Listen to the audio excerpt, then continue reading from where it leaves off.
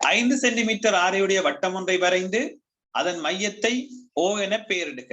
இந்த 4வது கேள்வி பிள்ளைகள் நாங்க அமைச்சு பார்ப்போம்.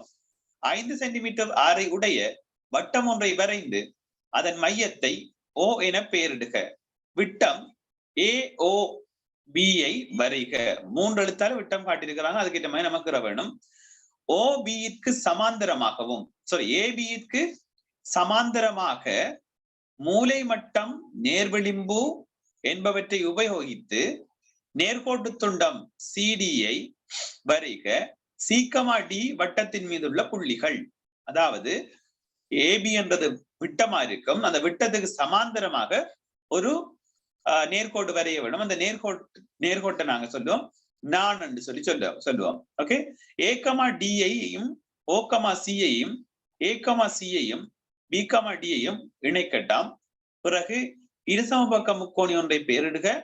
கோணம் ADB-யை அளந்து எழுதுக. செங்கோண முக்கோணி ஒன்றை பெயரிடுக. நாற்பக்கல் ABDC-யின் விசேட பெயர் என்ன, காரணம் தருக. நல்ல கேள்வி இது. ஓகே, இங்க பாருங்க. முதலாவது 5 சென்டிமீட்டர் ஆரையுடைய வட்டம் ஒன்றை வரைந்து அதன் மையத்தை ஓ என பெயரிடட்டாம். ஓகே, கவனிச்சுக்கொள்ளுங்க மக்கள். இங்க இது செய்தது கரெக்ஷன் இருந்தால் கரெக்ஷன் பண்ணிக்கொள்ளணும் மக்கள். இப்ப நாங்க முதலாவது என்ன செய்ய போறோம்னு சொன்னால், கவராயத்தின் ஊசி முனையை 0 வச்சுக்கொண்டு ரூலர் எடுக்கிறோம். 5 சென்டிமீட்டர் அளக்க போறோம். அப்ப அதுக்குதான் அடிமட்டத்தை எடுத்திருக்கோம். ரூலர் எடுத்துட்டு 5 சென்டிமீட்டரை சரியாக அளக்க வேணும். நான் வச்சிருக்கிற சரியான்னு பாருங்க. சொல்லுங்க. இல்ல சார். பிள்ளைனே இல்ல சார். ஓகே, இப்ப சரியான்னு பாருங்க. ஓம் சார். சரியா? Okay, good. நாங்க அளக்கக்குள்ள பிள்ளைகள் 5 வந்தா சரிதானே என்ற மாதிரி அளக்க கூடாது. மிகச்சரியாக 5 சென்டிமீட்டர் வரக்கூடிய மாதிரி உங்களோட அளவு எடுக்கிறது சரியா இருக்க வேணும். சரியா? விளங்குதா மக்கள்? அப்ப அளவு எடுக்கக்குள்ள பிள்ளைகள் மிகவும் திருத்தமாக உங்களோட அளவுகள் எடுக்கப்பட வேணும். ஓகே, இப்ப நம்ம அளவு எடுத்துட்டோம். இந்த அளவை மாத்தாம நாங்க இப்ப 5 சென்டிமீட்டர் வட்டத்தை வரைய போறோம். கவனிச்சு கொள்ளுங்க. கவராயத்தை பயன்படுத்துற எப்படி எல்லாம் நாங்க ஏற்கனவே பார்த்திருக்கிறோம். அப்ப பென்சில் நீளம் எல்லாம் அந்த நட்டை தாண்டக்கூடாது. அதுக்கிட்ட மாதிரி இருக்க வேணும்.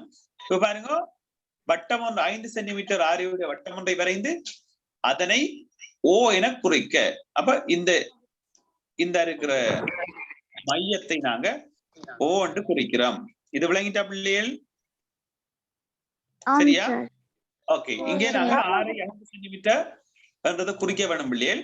அதுல அவங்க ஒரு விஷயம் சொல்றாங்க.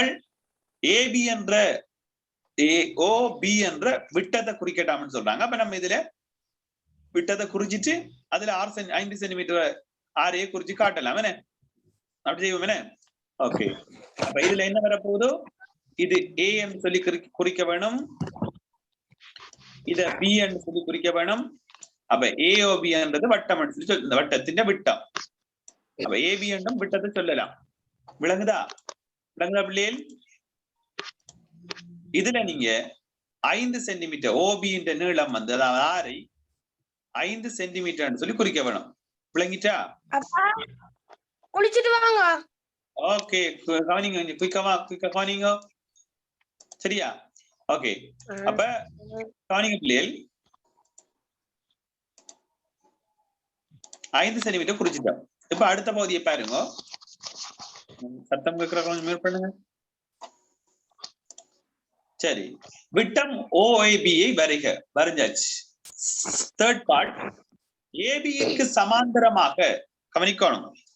AB-க்கு சமாந்தரமாக மூலை மட்டம் நேர்விளிம்பு என்பவற்றை உபயோகித்து AB-க்கு சமாந்தரமாக மூலை மட்டம் நேர்விளிம்பு என்பவற்றை உபயோகித்து நேர்கோட்டு துண்டம் CD-யை வரைக. சீக்கம் மியூட் பண்ண சொன்னலா? மியூட் பண்ணு கொஞ்சம். விளங்காட்டி கேளுங்க மக்கள். மற்ற நேரம் மியூட் பண்ணி வச்சுக்கொள்ளுங்க.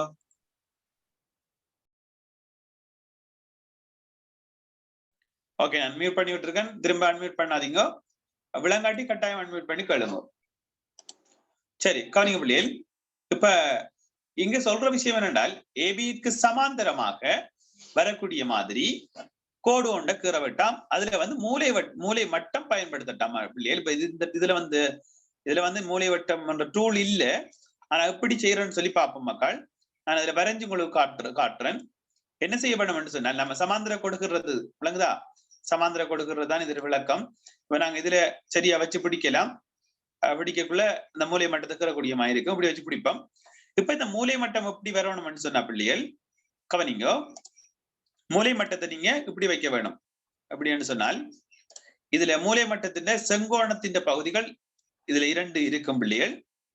அந்த செங்கோண வடிவத்துல இருக்கிறத நீங்க என்ன செய்வீங்கன்னு சொன்னால் இப்படி இந்த மாதிரி வச்சிட்டு சரியோ மூலை மட்டத்தை அப்படி வச்சு கொள்ள வேணும். அது கவனிங்க. மூலை மட்டத்தை அப்படி வச்சு இதோட பொருத்தி கொள்ளுங்க. அது இங்க வரையும் வரட்டும். அது சைஸை பொறுத்து இருக்குதானே. அது இங்க வரையும் வரும் உங்களுக்கு. எப்படி வர வேணும் சொல்ல விளங்குதா? இப்போ ரூலரை வந்து இதோட பொருத்த வேணும். இப்ப இந்த மூலை மட்டத்தை அப்படி அசைச்சு மேலுக்கு ரூலரை 2 விரலால அமர்த்தி பிடிச்சிட்டு பிள்ளைகள் இந்த மூலை மட்டத்தை நீங்க அசைக்க போறீங்க. மேல் நோக்கி அசைக்க போறீங்க. அசைச்சா பிள்ளைகள் இந்த மூலை மட்டம் ஒரு கட்டத்துல எப்படி வரும். சாரி, இது அப்படியே மாறக்கூடாது. வேற அசைக்க போறீங்க. சரியா? இந்த மூலை மட்டம் ஒரு கட்டத்துல எப்படி வேற போறாரு. இந்த மட்டத்துக்கு போவாரு. போயிட்டு நான் ரூலரை வச்சு கீரை இல்லாது. அதுலதான் பிரச்சனை இதுல. ஓகே, இப்ப இப்படி ஒரு நிலைக்கு வருவாரு. நான் சொல்றது விளங்குதா பிள்ளைகள்? விளங்குதா? இவர் அசைச்சு போக்குள்ள இந்த மாதிரி கட்டத்துக்கு வருவாரல்ல, விளங்குதா?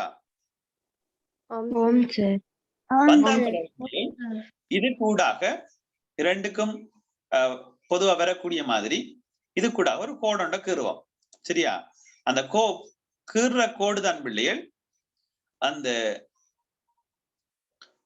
சமாந்திர கோடாக இருக்க போகுது. சரியா? விளங்குதா?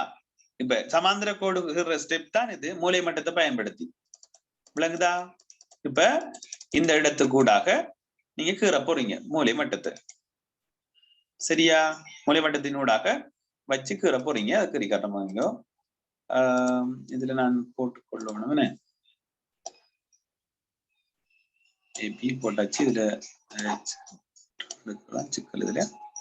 ஓகே, அப்ப இது கூடாகத்தான் அந்த கோடு நான் இதுக்கு சமாந்தரமாக கீறி விடுறேன். சமாந்தரமா இருக்கான்னு பாருங்க. இடைவெளிகள் மாறுதா? இல்ல. ஓகே, அப்ப இந்த கோடை வந்து பிள்ளைகள் அவங்க சொல்லி இருக்கிறாங்க சிடி என்று சொல்லி குறிக்கட்டாம். சரியா பிள்ளைகள்? விளங்குதா என்னன்னு சொல்லி விளங்குதா பிடிக்கிறன்னு சொல்லி விளங்கிச்சா? சி டி இதை நீங்க கீறி பாருங்க. கீறி பாருங்க. நாங்க நிறைய தடவை கீறி பார்த்திருக்கிறோம் சமாந்திர கோடுகள். சிடி என்று குறிச்சு கொள்ளுங்க. இந்த 2 புள்ளியும் சொல்லுங்க. நாங்க வந்து கீழையும் கூட கிளையும் வரலாம். சரியா? இப்ப கீழுக்கு நகர்த்தினோம்னு சொன்னால் கீழுக்கு வரும். அந்த மூலை மட்டத்தை கீழ் நோக்கி நகர்த்தினோம்னு சொன்னாமா கீழுக்கு வருமா? சரியா? Okay, good. செங்குத்தக்கரை சொல்லலையேமான். ஏபிக்கு சமாந்தரமா தான் கரை சொல்லி இருக்குது. இல்ல சார், ஏபி தான் சார் செங்குத்தக்கரை. சரி, ஓகே, அப்படியும் வரும். அதாவது நீங்க சொல்ற என்னன்னு சொன்னால் இப்படி வட்டம் என்று சொன்னால் இப்படி கீறீங்க விட்டத்தை, அப்ப உங்களுக்கு இப்படி வரும். அல்லது இங்க இழக்குறீங்க. ஓகே, அது சரி. பிளைட்டா வந்து இப்படி கீறி இருந்தால் கிடையாக்குன்னா மேலுக்கும் இப்படி வரலாம், அல்லது இங்க கீழுக்கும் சமாந்திர கோடு வரலாம். பிளைட்டா? அதான் விளக்கம். சமாந்திரம் என்றால் நீங்க இதுல அம்புக்குரிய போட்டு விடணும். ஞாபகம் இருக்கா? சமாந்திர கோடு சொன்னால் என்ன போட வேணும்? அம்புக்குறி போட வேணும். சரியா பிள்ளைகள்? அம்புக்குரிய போடாட்டி போட்டுக்கொள்ளுங்க. இது விளங்கிட்டா பிள்ளைகள்? ஓகே, அடுத்த ஸ்டெப் காணிங்க.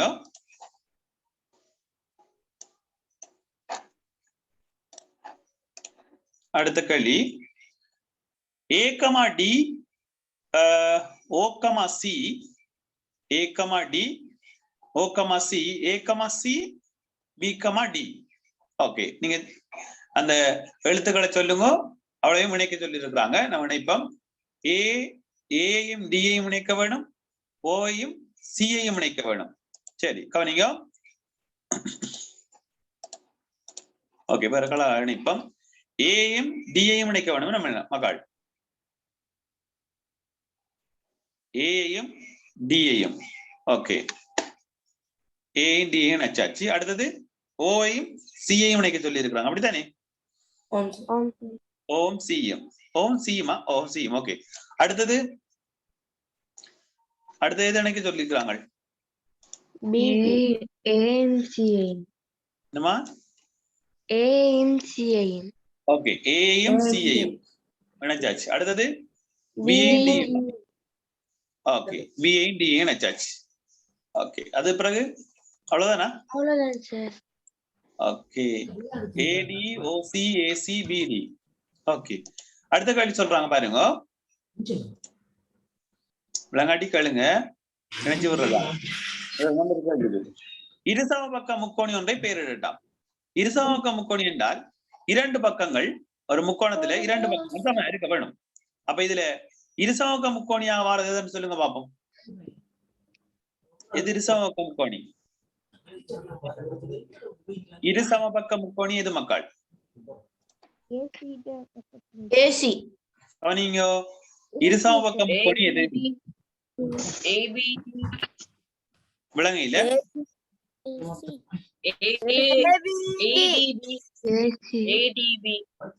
ஏடிபி இல்ல. ஏன் ஏடிபி வராதுன்னு சொல்லுங்க. ஏன் ஏடிபி வராது? ஏடியும் ஏபியும் சமன் இல்ல பிள்ளைகள். ஏசி ஏசி சொல்லுங்க. ஏஓசி. Very good. ஏஓசி. ஏன் ஏஓசி வரும்னு சொல்றீங்க? ஏஓசி ஏன் வரும்னு சொல்றீங்க? ரெண்டு மாறே சார். ரெண்டு மாறே. பாருங்க. என்ன இருக்கு? ஏஓசி. இங்க வெரி குட் ருத்ராக்ஷன். இப்ப ஓஏயும் ஓசியும் என்ன பிள்ளைகள்? சொல்லுங்க. ஓஏயும் நான் கிரீன் கலர்ல போடுறேன் பாருங்க. ஓஏயும் ஓசியும் என்ன? ஆறு.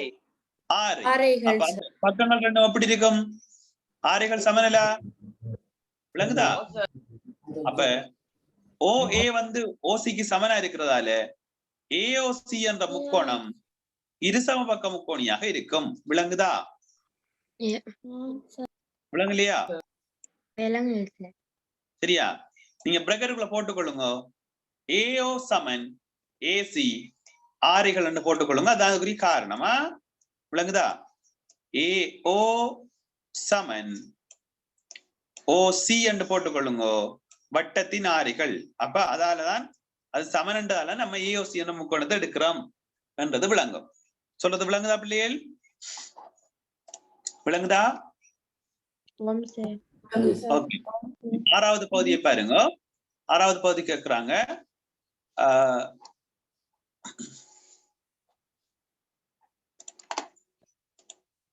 சரி, கோணம் ஏடிபியை அளந்து எழுதுக. அப்ப கோணம் அளக்கிறது தெரிய வேணும் உங்களுக்கு. ஏடிபி என்ற கோணத்தை அளக்கட்டாம். சரி, கோணம் அளக்கிறதுக்கு என்ன பயன்படுத்துறது? ஏடிபி என்ற கோணத்தை அளக்க போறோம். ஏடிபி. சரி, பாகமானி எடுக்கிறோம். அவனிங்க பாகமானி எடுத்து அந்த கோணம் என்ற குறிப்பு ஏடி, அதான் டி என்றதான் உச்சி, அந்த டியில வைக்க போறோம். வச்சுட்டு ஏடிபி கோணத்தை தான் அளக்க போறோம். இப்படியும் வச்சு அளக்கலாம் இல்லையா? அது இந்த மையம் வச்சு அளக்கலாம். சரியா? ஓகே, நான் இப்படி லேசா பார்க்கக்கூடிய மாதிரி வச்சு அளக்கிறேன். பாருங்க, ஏடிபி விளங்குதா? பில ஒரு கோடு பொருந்தது, உச்சில அங்க டி பொருந்தது. அடுத்தது இங்க பாப்போம். சொல்லுங்க பாப்போம். இப்ப ஏடிபி கோணம் எத்தனை பாகை? எத்தனை பாகை? தெளிவா தெரியுதா மக்கள்? பாருங்க, அந்த புள்ளி சரியா போகுதல? பாருங்க, சோமணிப்பா காட்டுற தெரியுதா மக்கள்? எத்தனை பாகை இருக்குது? 90 பாகை இருக்கு. Okay, good. விளங்குதா? அப்ப ஏடிபி கோணம் வந்து எத்தனை பாகை பிள்ளைகள்? இப்ப சொல்லுங்க. 90 பாகை. அப்ப கேள்விக்கு விடலுக்குள்ள பிள்ளைகள் நீங்க சும்மா 90 பாகை கொடுக்க கூடாது. ஏடிபி கோணம் அவங்க தார பேரை கொடுக்க வேணும், மறக்க கூடாது. சரியா? ஏடிபி கோணம் ஏடிபி கோணம் சமன் 90 பாகை என்று சொல்லி இப்படி கொடுக்க வேணுமா? விளங்குதா? தனியா 90 பாகைன்னு சொல்லி கொடுக்காதங்க. சார் 90 ரூபாயை முன்னுக்கு போட்டு ஏடிபியை பின்னுக்கு போட்டா அப்படி வளமையா போடுறது இல்லம்மா. பேரை கொடுத்துட்டு தான் பெருமானம் கொடுக்க வேணும். சரியா? மாறி எழுதி கொள்ளுங்க. ஏடிபி கோணம் பிழை இல்ல அப்படி கொடுக்கறே இல்ல. சரியா? ஏடிபி கோணம் சமன் 90 பாகை. சொல்றது விளங்குதா பிள்ளைகள்? விளங்குதா? ஓம் சார். அடுத்த பாருங்க. செங்கோண முக்கோணி ஒன்றை பெயரிடுக. இப்ப உங்களுக்கு சொல்லுங்க சார். அந்த 5 சென்டிமீட்டர் அதுல சார் அந்த மூளை மட்டத்தை வரைகிறது சார் எனக்கு விளங்கல சார். 3வது கேள்வி. ஓகே, நான் கொஞ்சம் வெயிட் பண்ணுங்க. அதை முடிச்சிட்டு உங்களுக்கு அடுத்த தடவை விளங்கப்படுத்துறேன். இப்ப முடிச்சிட்டு சரியா? ஓகே. 90 பாகை இது நாங்க இது பாக்குறோம். அடுத்தது கேக்குறாங்க. இப்ப இன்னும் இருக்கிற கோணம் நாங்க அளந்துட்டோம். இந்த இருக்கிறது அந்த அந்தந்த இடம் போக்குல மக்கள் அதெல்லாம் கேட்க வேணும். இப்ப சில இதுகள் வந்து பேக் பண்ணி எடுக்கல. பிள்ளைகள் எடுத்தால் இதை எடுத்து அவ்வளவும் அப்படியே ஒதுஞ்சு போயிடும். அப்புறம் திரும்ப நான் அவ்வளவும் செய்து வர வேணும்ன்றதால உங்களுக்கு முடிஞ்சிட்டு உங்களுக்கு விளங்கப்படுத்துறேன். சொல்றது விளங்குதா?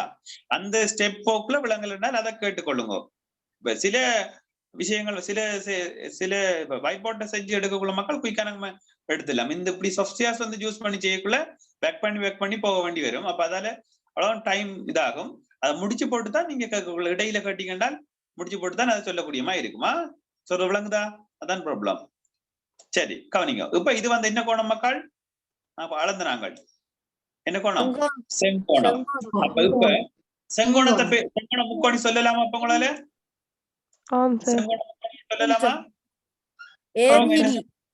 ஓகே.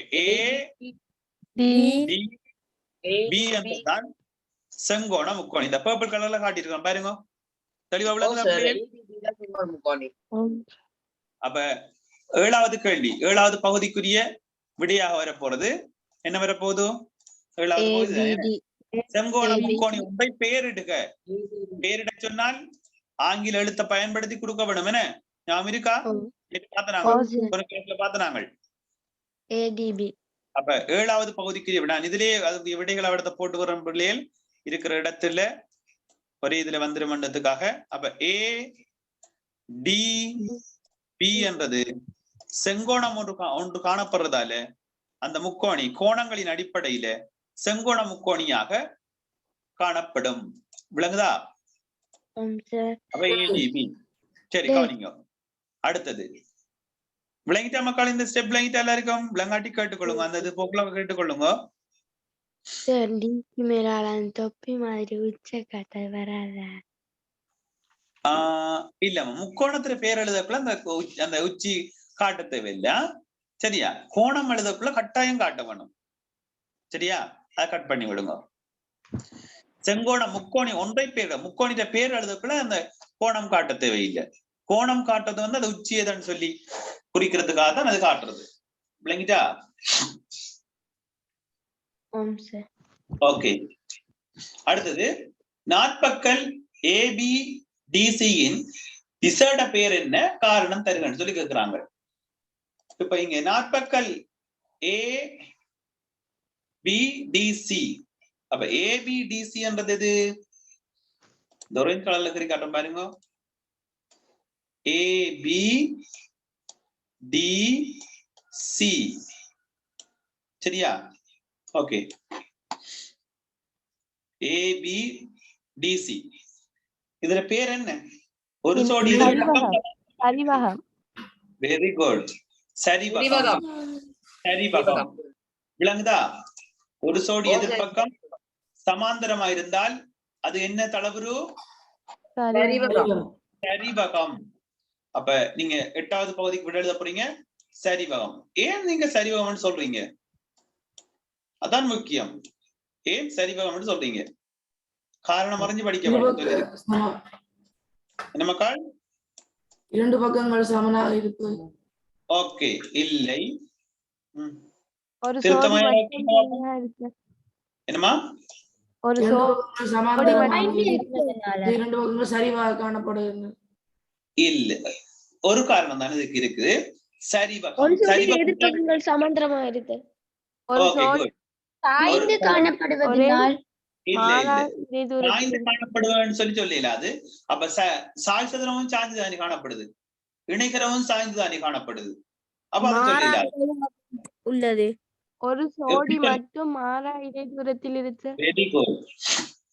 அப்படியே கணவர் சொன்ன நீங்க இப்ப ஒரு சோடி எதிர்ப்பக்கம் மாத்திரம் மாறா இடைத்தூரத்தில் காணப்படுவது, அதான் காரணம்.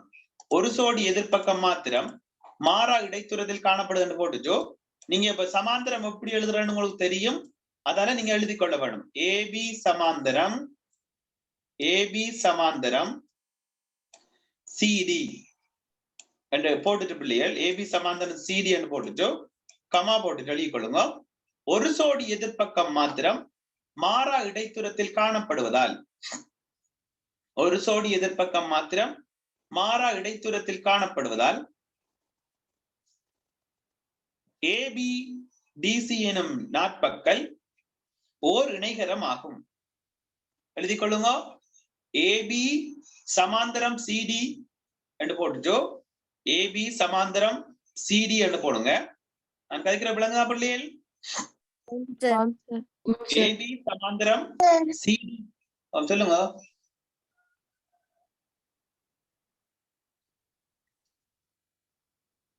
ஏபி சமாந்தரம் சிடி என்று போட்டுச்சோ எழுதிக் கொள்ளுங்க.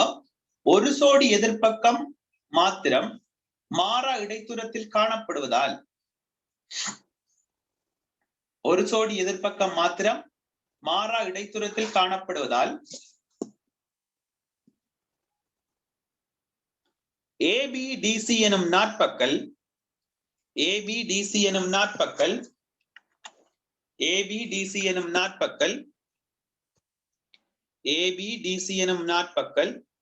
ஓர்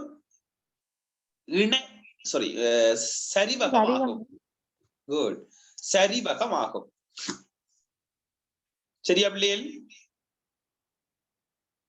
விளங்குதா? சரிவகம். அந்த ஒரு சோடி எதிர்ப்பக்கம் மாத்திரம் மாறா இடைத்தூரத்தில் காணப்படுவதால், மாறா இடைத்தூரத்தில் காணப்படுறதாங்க நம்ம சமாந்தரம் என்று சொல்றது. சரியா? மாறா இடைத்தூரத்தில் காணப்படுவதால், மாறா இடைத்தூரத்தில் காணப்படுவதால்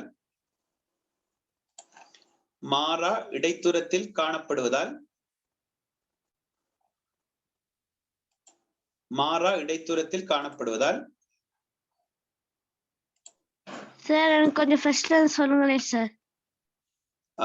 ஏபி சமாந்தரம் சிடி என்று போடுங்க. போட்டுட்டீங்களா? ஏபி சமாந்தரம் சிடி என்று போட்டுக் கொள்ளுங்க. போட்டுட்டு ஒரு சோடி எதிர்ப்பக்கம் மாத்திரம் மாறா இடைத்தூரத்தில் காணப்படுவதால், ஒரு சோடி எதிர்ப்பக்கம் மாத்திரம் மாறா இடைத்தூரத்தில் காணப்படுவதால் ஒரு சோடி எதிர்ப்பக்கம் மாத்திரம் மாறா இடைத்தூரத்தில் காணப்படுவதால் ஒரு சோடி எதிர்ப்பக்கம் மாத்திரம் மாறா இடைத்தூரத்தில் காணப்படுவதால்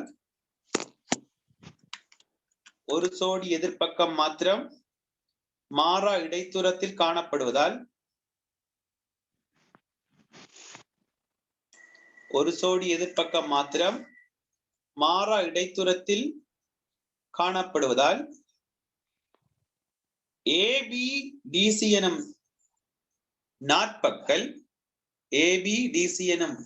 நாட்பக்கல் ஓர் இணைகரமாகும். ஏபி டிசி எனும் நாட்பக்கல் ஓர் இணைகரமாகும். சரியா? ஏபிடிசி எனும் நாட்பக்கல் ஓர் இணைகரமாகும். இந்த சமாந்தரம் தீர்றது விலங்கல்னு சொன்னால் கவனிங்கோ. இந்த கேள்வி விளங்கிட்டா பிள்ளை எல்லாருக்கும்? ஓகே, இந்த சமாந்தரம் தீர்றது விலங்கல் என்றாக்களும் மற்றாக்களும் கவனிங்கோ. கேட்டதால இன்னும் கொஞ்சம் தெளிவா சொல்லக்கூடிய மாதிரி இருக்கும் மக்கள். கவனிங்கோ. அது சரிவகம் தானே? சாரி இணைகரம் இல்ல, சரிவகமாகும் மாறிட்டு ஓ சார் சரிவகம் சரிவகம் சரிவகம் சரிவகம் மாற்றிக்கொள்ளுங்க.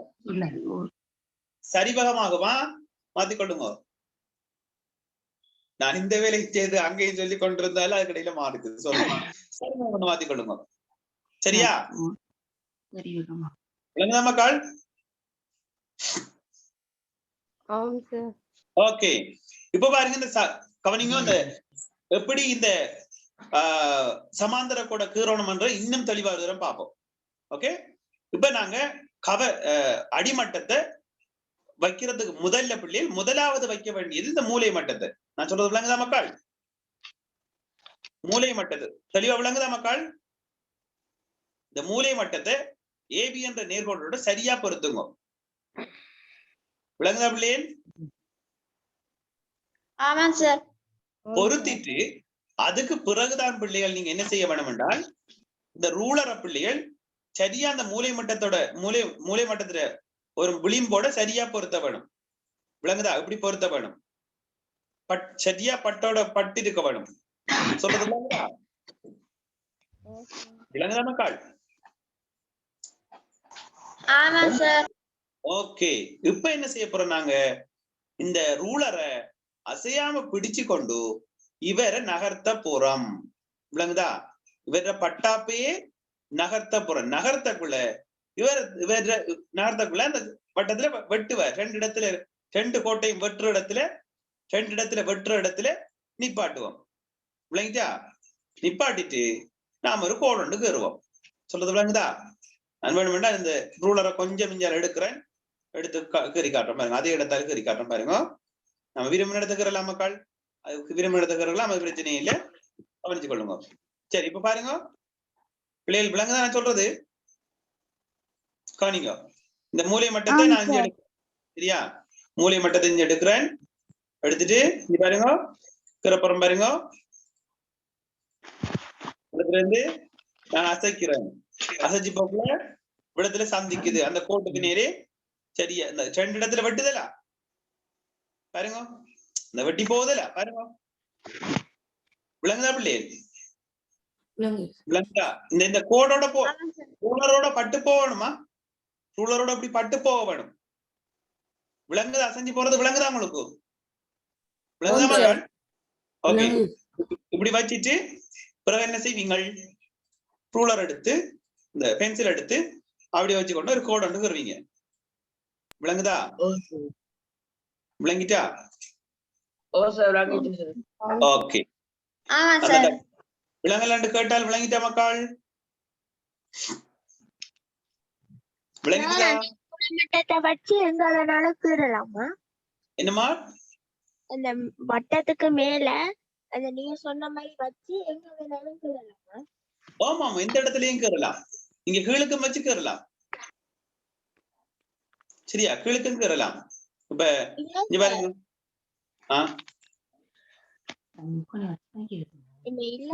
அது வந்து அளந்தா நீங்க அதை கீறுறீங்க இல்லாட்டி? இல்ல அளக்க இல்ல. அளந்து எவ்வளவுன்னு சொல்லல அவங்க. அதாவது நாங்க விரும்பிய இடத்த கீறலாம்.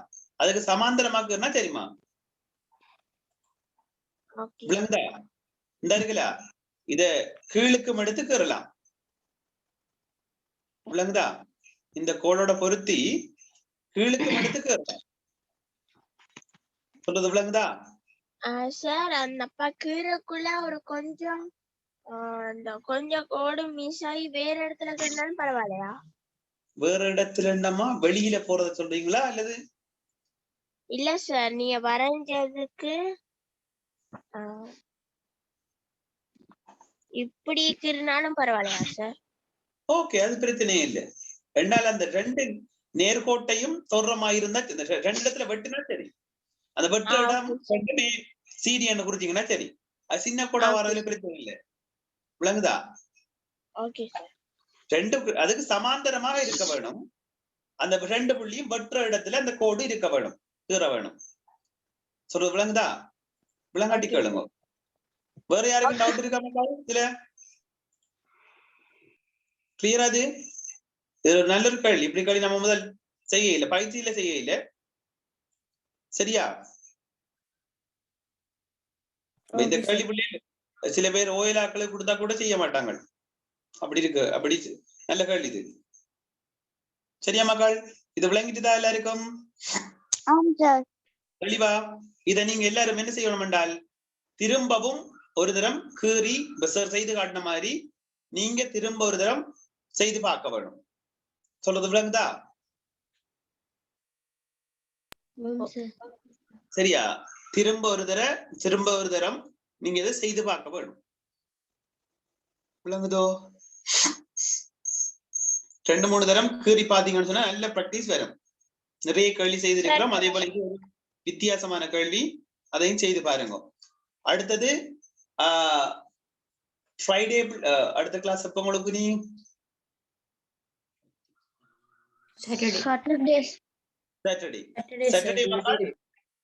சாட்டர்டே வந்து நான் அனுப்பியிருக்கிறேன் 20 பேப்பர். அந்த 20 பேப்பர்ல முதலாவது பேப்பருக்குரிய ரிவிஷன் பார்ப்போம். சரியா? முதலாவது பேப்பர் அனுப்பாதாக்கள் அனுப்பி கொள்ளுங்க மக்கள். முதலாவது பேப்பர் ரிவிஷன் போய்கொண்டிருக்கும். கொஞ்சம் வேகமா போகும். நிறைய கேள்வி செய்துட்டோம்னால கொஞ்சம் வேகமா போகும். அடுத்த வீக்ல இருந்து அடுத்த வீக் சனி ஞாயிறும் கிரேட் 7 பார்த்து முடிச்சுட்டு, ஏன்னா செகண்டும் பெரும்பாலான அவ்வளவும் ஃபுல்லா கிளியர் பண்ணிட்டோம். அதால மக்கள் அந்த பேப்பர் போய்கொண்டிருக்கும். நம்ம அந்த கிரேட் 7க்குரிய ரிவிஷனாக போகும். நம்ம அந்த மார்னிங் கிளாஸ் டைம் தான் போட்ட நம்ம கிரேட் 7 சொல்லி. கிரேட் 8 வந்து night class time Monday grade 8 வந்து விடுபட்டதுல இருந்து திரும்ப ஸ்டார்ட் பண்ணப்படுமா? சரியா? அந்த 20 கிளாஸ் டைம் சார். விளங்குமா? கிரேட் 8 வந்து நைட் கிளாஸ் டைம் தருவீங்க. இப்ப இருக்கிற டைம் டேபிள் தான் அந்த டைம் டேபிள்ல வந்து அந்த நைட்ல வர டைம் இருக்குதுல்ல, அதுவும் ஞாயிறுல வார டைம். அது அந்த கிளாஸ் ஸ்கூலுக்கு போற சிக்கல் இருக்கிறதால அந்த 3 டைம் நம்ம கிரேட் 8க்கு போட்டுக்கொள்வோம். மற்ற 2 நாள் அல்லது 2 நாள் 8க்கு போட்டுட்டு 3 நாள் வந்து இந்த பேப்பர் 20 பேப்பரையும் நம்ம செய்து முடிக்க வேணும். சரியா? நம்ம ஒரு பேப்பரா செய்து கொண்டு போவோம். கிரேட் 8 கொஞ்சம் கொஞ்சமா நகர்ந்து கொண்டு போவோம்.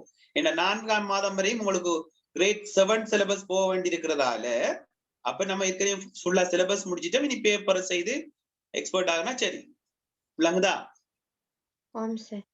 Okay sir. சரி, சொல்லுங்க மோகன். சார் ஸ்கூல்ல வந்து ஒரு பிராக்டிஸ் எக்ஸசைஸ் நடந்தது சார். நான் வந்து 92 மார்க்ஸ் எடுத்தேன் sir. Very good very good very good very good. எத்தனை மார்க்ஸ் கூட? 93 சார் ஹையஸ்ட். அப்ப கொஞ்சம் பரவாயில்ல. அடுத்த முறை அடிக்கலாம் வந்து. வெட்டிக்காரன். Okay very good. கிளப் பண்ணுங்க. கிளப் பண்ணுங்க.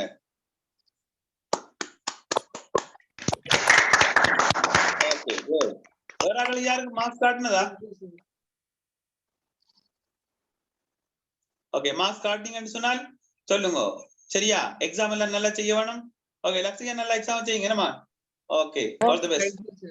நம்ம இதோட கிளாஸ் முடிச்சுடுவோம். நன்றி வணக்கம். Thank you sir. Bye sir. Thank you sir. Bye sir. God bless you sir. Bye sir. Sir. Bye sir.